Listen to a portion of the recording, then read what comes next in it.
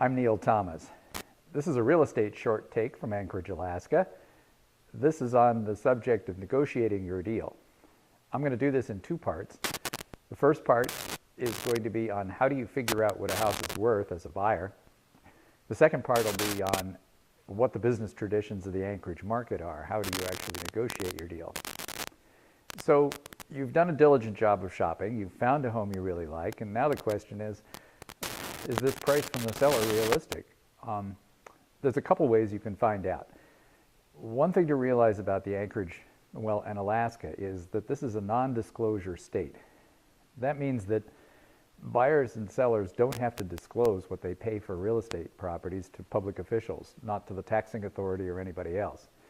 So information for what homes are worth, actual sales data, has to be obtained from one of these two sources. One of them is the database that appraisers maintain. Most buyers don't bother to hire an appraiser just because they're considering making an offer on a property.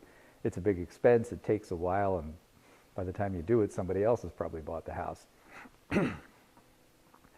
The other database, which has pretty much the same information, is the database that's maintained by the real estate community. Real estate licensees are typically members of Alaska MLS Inc., the multiple listing service. It's a broker-owned cooperative, so to speak. And what we do when we represent you as a buyer is gather all the information that's something worth considering when you're looking at a house and trying to figure out what it's worth. See, we represent you. We are not the seller's representative. It's not our job to try to convince you that you should pay more than makes sense for a property. It's our job to give you the kind of information that makes you feel comfortable in making an informed business decision. So from that MLS database, we can work with you, and together we can come to an opinion that we all are comfortable with about what a property is worth, and we can fashion our offer accordingly.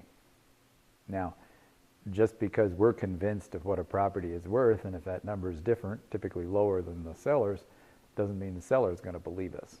So that leads us to part two, which will be on how do we actually negotiate this deal and give you the best chance of success.